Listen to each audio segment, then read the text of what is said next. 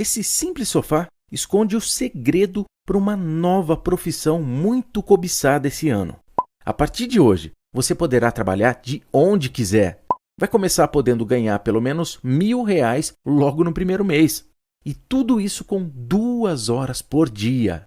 Está nas suas mãos a oportunidade que você tanto buscava para trabalhar de casa e ganhar um bom dinheiro. Mas até pensando nisso, e o Bitcoin? Vocês acham que ele pode ser uma competição digital contra o ouro? Porque o ouro tem muito papel hoje financeiro de reserva de valor. Bancos centrais, mesmo não liquidando transações em ouro, gostam de ter ouro nos seus balanços. Eu acho até que faz muito sentido se o dólar não para de perder valor, e agora a gente teve essa questão do dólar sendo simplesmente bloqueado, né? A Rússia não tem acesso às contas dela, a China está vendo isso, outros países estão vendo isso, a Arábia Saudita já está pensando em negociar petróleo em outras moedas que não seja dólar, então a gente pode ver uma perda de relevância do papel do dólar, até num que um analista do Credit Suisse, eu não vou lembrar o nome dele agora, ele chamou de Bretton Woods 3.0. Ele disse que o 1.0 foi após a Segunda Guerra Mundial, padrão, né, ouro-dólar, as moedas lastreadas em dólar, o dólar em ouro. Em 71, 2.0, acabou esse lastro, mas o dólar continua sendo a moeda mundial. E agora um 3.0 com um mundo multipolar, que ele falou. E ele disse, olha, talvez o Bitcoin venha a ter um papel interessante nisso. Vocês enxergam uma competição entre os dois? Eu não vejo uma competição, eu vejo tudo se somando, né? O Bitcoin, eu acho que ele veio, também tem, né? veio para ficar, e ele até o momento não se provou como algo que tira... Você vai virar um corte, viu, Rodrigo? CEO da mineradora de ouro tem Bitcoin. Não tem problema, mas é o que eu falo aqui, eu defendo a diversificação de portfólio. Bacana. Nesse contexto da mala para 30 anos, é bom ter um pouquinho de tudo. Né? Ainda mais nesse momento de incerteza. Agora...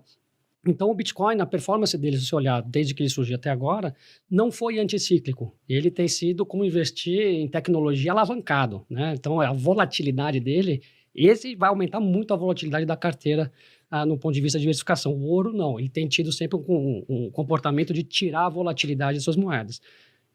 Por isso, o Bitcoin não é um bom investimento? Não sou especialista em Bitcoin, pode ser bom ainda. Mas ele não vai cumprir o fator de tirar volatilidade da sua carteira, principalmente em momentos de incertezas, né? Então, eu teria um pouco de cada. Né? Acho que é importante numa carteira de diversificada você ter ouro, você ter ações, você ter ativos reais, você ter Bitcoin e poder navegar nesse ambiente, ainda mais atualmente com essas incertezas que são não só geopolítica, mas muito maior macroeconômicas, né? O Rei Dalio tem colocado, eu convido todos que querem entender um pouco mais também do comportamento de ouro, ele tem colocado, puxa vida, os Estados Unidos investiu, já colocou 7 trilhões de dólares na economia, vai ter que colocar mais, vai aumentar o déficit, vai injetar mais grana. Até onde vai? Até onde os Estados Unidos podem injetar recursos sem ter uma ruptura, uma desvalorização? Então, ele defende muito assim, diversifiquem, vão atrás de ativos reais, vão atrás do ouro, porque isso pode ser muito importante daqui para frente nesse mundo que a gente está atravessando, águas, né, jamais navegadas, com as incertezas macroeconômicas. Eu ia ver se aquele livro Princípios dele estava aqui atrás, mas tiraram. Vive aqui, né? O Thiago gosta muito do Ray Dalio também, eu gosto, e eu lembro que ele falou 2 frases bem interessantes nos últimos tempos. Primeiro, ele não gostava de Bitcoin, passou a gostar, mas ele sempre defendeu o ouro. Ele falava que quem não tem ouro no portfólio ou não entende de história ou de economia. Ele já falou isso. E também falou que cash is trash. Ou seja, dinheiro hoje é lixo. Né? Essa era a opinião dele. Mas na tua opinião, Pepa? Eu vou ser muito franco. Eu acho que eu tenho que pensar necessariamente com a cabeça de gestor. Né? Eu falei do ouro. O ouro, ok. Né? Sabendo que ele tem uma volatilidade grande. O Bitcoin, ele tem uma volatilidade muito maior. Então, o nível de alocação que você vai ter que ter aí é ainda mais restrita. Né?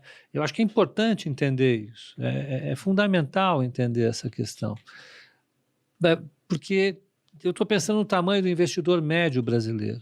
Né? O investidor médio brasileiro, ele tem um estoque de riqueza limitado, bastante limitado. Né? Então, a gente pensa em juro, a gente pensa em alguma coisa protegida pela inflação, a gente pensa em ações, a gente pensa em ouro, e pensar em Bitcoin, mais uma vez, tem que ser algo que seja compatível com o estômago de cada investidor, ainda mais o investidor brasileiro que tem uma história de investimento ainda muito recente.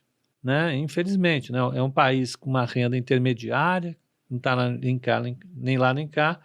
É um país que tem muita gente que tem muito pouco, então está fora do mundo dos investimentos, e quem tem condições de investir, a grande maioria tem um estoque de riqueza baixo. Então, tem que levar isso em consideração. Quando a gente entra no negócio, e eu vejo isso quase todo dia, as pessoas se entusiasmam demais com alguma coisa, se apaixonam por aquilo, compram tudo que vem pela frente, e quando tomam dizer assim, um movimento contrário, eles passam a ver isso como muito tóxico para eles. Então, eu acho que a primeira coisa que a gente precisa lembrar sempre para quem está entrando no mundo do investimento faça com as quantidades corretas, né, de acordo com aquilo que você pode utilizar sem perder o sono. Mas eu acho que deve ser feito, sim, não tenha nem dúvida. Agora, se o mundo for acabar de fato... apocalíptico. Aí não faz sentido ter renda fixa nem ações. O ideal é ter ouro. Quem sabe em outra situação ele vai ser mais bem usado, ou mesmo o Bitcoin. Mas, tirando essa brincadeira de lado, eu acho que tem que ter no portfólio um pouco de tudo, mas sempre na quantidade correspondente à agregação de valor e risco. Mas, por exemplo, você enxerga o mercado de ouro aí, 10 trilhões de dólares, né, capitalização. E o do Bitcoin, pensando em cripto como um todo, dá 2, o Bitcoin chegando próximo de 1. Você vê um pegando o espaço do outro? Ou não? O pessoal substituindo em portfólio, por exemplo, vendo, nossa, reserva de valor é ouro, é testada pelo tempo, mas o Bitcoin é interessante, ao invés do cara ter menos ações, menos renda fixa, ele vai ter um pouco menos de ouro para colocar um pouco de Bitcoin. A questão se você fizesse isso de uma vez, você já teria um problema sério, que você ia inflacionar o preço do Bitcoin numa taxa muito grande. Isso ia fazer com que, na margem, o investidor perdesse o interesse dele, ou estaria acontecendo algum problema. Nós teríamos um problema aí que seria uma bolha, né? Então, se você falar ao longo do tempo, eu vejo isso acontecer, não tenha dúvida nenhuma. Eu vejo isso acontecer a essa velocidade. Qual seria a velocidade? A velocidade de crescimento do estoque de Bitcoin, né? Qualquer crescimento mais elevado em relação a isso, a gente vai ter um problema em relação ao próprio Bitcoin, porque ele vai ter um problema de se tornar um ativo muito caro para o que ele pode efetivamente fazer. E isso dificulta a vida do alocador, né? Daquele cara que está tirando do ouro para colocar no Bitcoin. A não ser que você construa uma dinâmica ao longo do tempo. O Bitcoin sempre vai subir a 10% ao mês. Então, para mim é tranquilo, desalocar do ouro, que vai crescer apenas 10% ao ano, e colocar no Bitcoin, que vai crescer 10% ao mês. Isso é fácil de fazer. Mas o problema é que, muitas vezes, um preço sobe tanto, né, e você precisa encontrar um fundamento para estar alocando ali. Então, o Bitcoin ele mergulhou como se o mundo fosse acabar alguns meses atrás, está subindo fortemente. Eu acho que isso dificulta a alocação. Então, eu acho que se você der um prazo de uma década para isso ser feito, eu não vejo por que não ser feito. Eu acho que sim. Agora, se for feito rápido demais, eu acho que os investidores podem estar fugindo um pouco da cautela para estar alocando rápido demais nisso. Eu acho que tem mercado para os dois, por isso que eu acho que vai crescer e os dois vão crescer, né? Porque se olhar hoje o mundo de forma assim bem simplística, o mundo tem 100 trilhões de dólares em equities e uns 250 trilhões, 300 trilhões em dívida, em bonds. Então, falando que o mercado de ouro é 10 trilhões, é nada. E o Bitcoin, os criptos somadas todas são 3 trilhões. Então, qualquer movimento que você tem de realocação dos investidores, seja de equity, seja de dívida, para qualquer um desses, não tem espaço para todo mundo, né? Eu acho que com essa incerteza que o mundo tem hoje na geopolítica e na macroeconomia, esse movimento ele é inexorável. Eu acho que os dois vão acabar se beneficiando. E não é só Bitcoin, né? Eu acho que tem várias outras criptos que estão vindo aí, que também podem ocupar o espaço da própria Bitcoin e que também podem crescer. Tem uma até que ela é lastrada em ouro, lançada por uma empresa chamada Pax, né, que seria Paz em latim, que é Pax Gold. Eles têm um ouro guardado em cofres em Londres, emitiram tokens, e aí, com um certo número de tokens, você pode trocar por uma barra de ouro. Que é muito cara, diga-se de passagem. Então Óbvio, quase né? ninguém troca pela barra.